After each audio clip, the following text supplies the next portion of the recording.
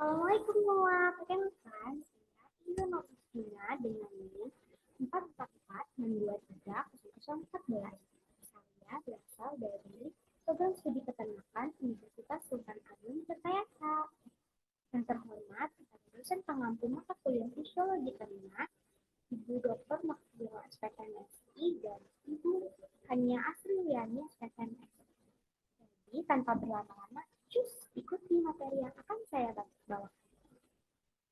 Materi yang akan saya bawakan yaitu tentang jaringan otot pada hewan. Apa sih jaringan itu? Nah, berdasarkan urutannya organisasi kehidupan, jaringan berada di atas sel, sehingga jaringan lebih besar dan kompleks daripada sel. Jaringan adalah kelompok sel yang sejenis dan memiliki bentuk serta fungsi yang sama dalam tubuh makhluk hidup.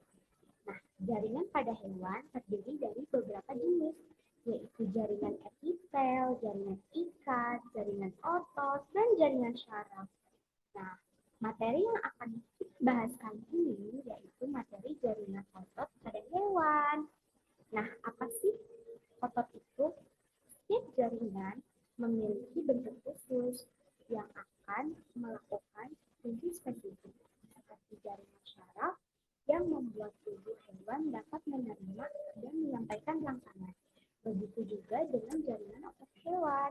Jaringan otot adalah sebuah jaringan yang berisikan banyak sel dan serat yang memiliki fungsi yang sama, yakni membentuk otot sekaligus membantu proses pergerakan rangka dan organ di dalamnya. Jaringan ini berasal dari lapisan embrional yang disusun oleh sel-sel khusus yang bisa melakukan kontraksi karena mengandung miofibril di dalamnya yang berfungsi sebagai elemen kontraktil. Nah, fungsi jaringan otot pada hewan sesuai dengan fungsinya, yaitu menjadi alat gerak kaki karena kemampuannya yang bisa berkontraksi pada organ yang memiliki rongga seperti pembuluh darah dan saluran pencernaan. Jaringan otot berfungsi sebagai pelindung dan menekan isi organ sehingga terjadilah gerakan makanan di dalam usus dan aliran darah ke seluruh tubuh. Sedangkan otot sendiri berfungsi untuk menggerakkan tubuh, rangka, dan organ-organ di dalam tubuh hewan, membantu menggerakkan organ pencernaan. Ada organ yang memiliki rongga seperti pembuluh darah dan saluran pencernaan. Jaringan otot juga berfungsi sebagai pelindung dan menekan isi organ sehingga terjadilah gerakan makanan di dalam usus dan aliran darah ke seluruh tubuh. Gerakan seperti anggota gerak dan tubuh disebabkan adanya kontraksi otot yang melekat pada rangka.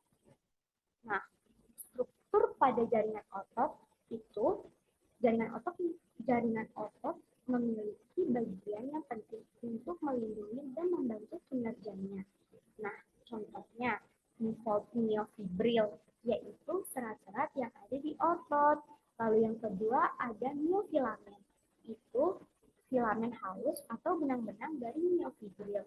Nah, kalau sarkoplasma yaitu cairan sel otot yang berfungsi sebagai tempat bagi miofibril dan miofilamen. Sarkoleman itu membran yang melapisi sel otot dan fungsinya untuk sebagai pelindung otot. Ini ada macam-macam jaringan otot. Nah, jaringan otot terbagi menjadi tiga. Yang pertama yaitu otot lurik. Jaringan otot lurik mempunyai struktur khusus yang berfungsi sebagai alat gerak aktif. Disebut juga sebagai jaringan otot tangkap atau otot garis selingkar. Otot lurik bekerja secara sadar dan sesuai kehendak. Kecepatan rangsangan yang diterima otot rangka cepat, namun otot ini mudah lelah. Otot lurik memiliki serat yang mengandung miosin dan filamen aktif. Miosin dan filamen aktif ini merupakan protein kontraktil yang akan memberikan kemampuan pada otot untuk memanjang dan memendek. Nah, ciri-ciri dari otot lurik yaitu bentuk selnya silindir, pemanjang, dan memiliki inti yang banyak. Nah, panjangnya mencapai panjangnya 10 hingga 40 meter. Intinya lebih dari satu, berbentuk oval dan letaknya di bagian tepi. Warna daerahnya terang dan asin dan gelap. Untuk menyusun warna ini berselang-seling sehingga tampak lurik. Otot lurik ini memiliki struktur yang efektif untuk melakukan pergerakan spontan dan membutuhkan tenaga yang besar. Otot ini mudah lelah karena seringkali terjadi penumpukan asam laktat pada selnya. Pergerakannya berasal dari sinyal motorik dari otak dan bukan refleks. Berarti dia bersifat sadar.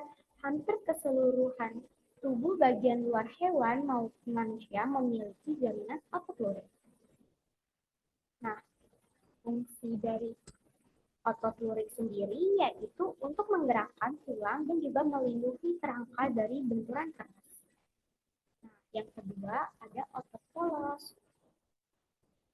Otot polos termasuk jaringan otot yang tersusun dari sel-sel yang berbentuk kumparan dengan satu inti di tengah. Otot polos tidak terlihat lurik karena sarkoplasma atau sitoplasmanya mengandung filamen yang tidak teratur. Otot ini berkontraksi ketika filamen memendek. Otot polos bekerja secara tidak sadar meskipun lambat, tetapi otot ini tidak mudah lelah dan gerakannya secara terus-menerus.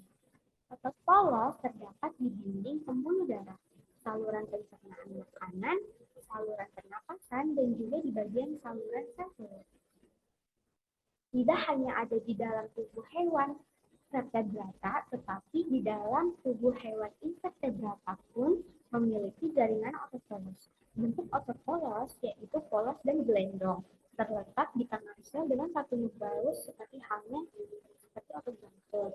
Otot polos berfungsi untuk mengendalikan aliran darah dan tekanan darah pada sistem kardiovaskular. Nah, otot polos dapat mencapai panjang sekitar 0,2 mm dan lebarnya kurang lebih 5 hingga 7 mm. Nah, bagian inti otot polos dan fungsi. Nah, bagian intinya itu berbentuk tunggal dan tipis. Nah, berfungsi untuk mengontrol diameter saluran pembuluh darah dan cabang saluran pernapasan, mendorong zat yang tersimpan di dalam kantong air kemih, dari kantong kemih dan juga dari rektum, mendorong pergerakan zat di dalam berbagai saluran seperti sel telur yang ada di dalam saluran telur dan sel spermatozoa di dalam saluran kelamin. Yang terakhir itu ada otot jantung. Otot jantung adalah jaringan otot yang berada di jantung. Sel dari otot jantung memiliki banyak cabang, yang mana setiap satu cabang dengan yang lainnya melekat satu sama lain. Miofilamen otot jantung bentuknya tersusun, layaknya otot lurik. Otot jantung memiliki sel berinti satu dan terletak di bagian tengah. Sama halnya dengan kedua otot sebelumnya, otot jantung berkontraksi di luar kesadaran. Kontraksi pada otot jantung terjadi secara lambat, tetapi dia teratur dan memiliki periode istirahat yang panjang. Dengan begitu dapat mencegah terjadinya kejang pada otot jantung. Cara kerja otot jantung itu tidak sadar atau tidak sesuai dengan kehendak. Kecepatan rangsangan yang diterima otot jantung termasuk lambat, namun otot jantung tidak mudah lelah. Nah, fungsi otot jantung sendiri itu untuk memompa darah ke seluruh tubuh melalui respons yang terkoordinasi, memastikan sirkulasi darah berjalan tanpa henti dan mampu beradaptasi dengan kebutuhan tubuh, seperti meningkatkan kekuatan respons dan frekuensi denyut jantung saat aktivitas fisik yang berlebih.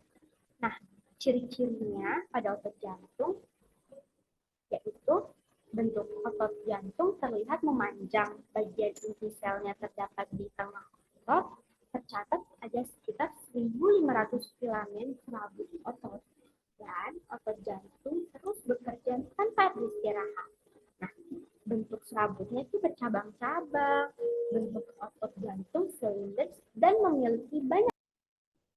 Nah, ciri-ciri khusus otot jantung yang pertama memiliki serabut khusus.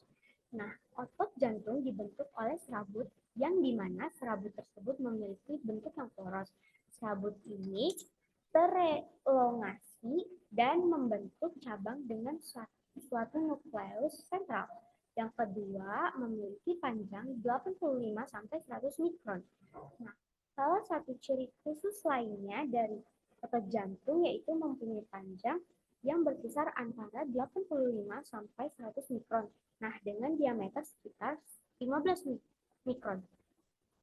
Yang ketiga, terdapat diskus interkalaris. Nah, dalam otot jantung terdapat garis-garis transversal yang berwarna gelap yang dinamakan diskus interkalaris. Nah, diskus interkalaris ini menjadi sambungan kuat yang khusus pada sisi ujungnya, saling bersentuhan dengan sel-sel otot yang berada di luar. Nah, pada jantung sendiri terdapat 3 hubungan khusus dengan diskus interkalaris. Nah, terus yang keempat yaitu kontraksi otot jantung kuat dan berirama. Otot jantung merupakan otot yang berfungsi untuk menunjang kerja organ jantung. Nah,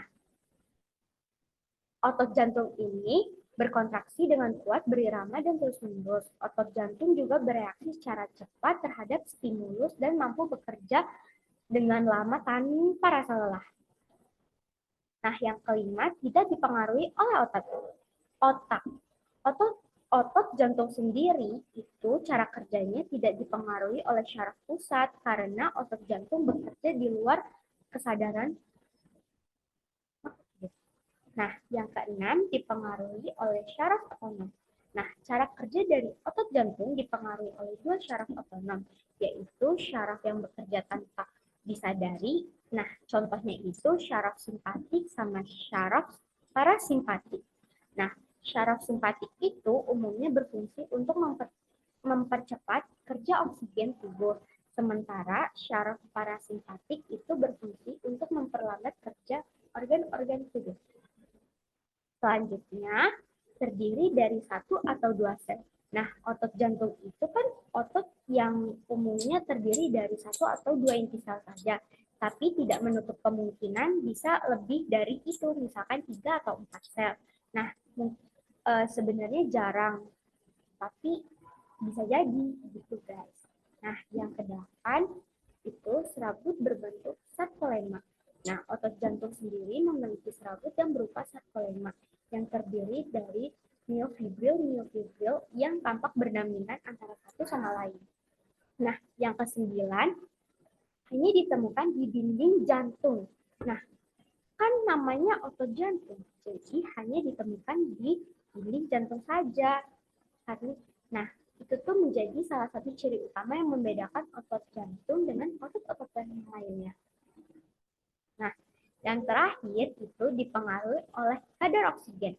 Otot jantung kan otot yang bekerja tanpa pengaruh otak sebagai syaraf pusat. Tetapi kerja dari otot jantung sendiri dipengaruhi oleh kadar oksigen yang terdapat di dalam tubuh. Mungkin itu saja pembahasan yang dapat saya jelaskan. Kurang lebihnya mohon maaf. Wabillahi taufiq wal hidayah. Wassalamualaikum warahmatullahi wabarakatuh. Dadah semuanya.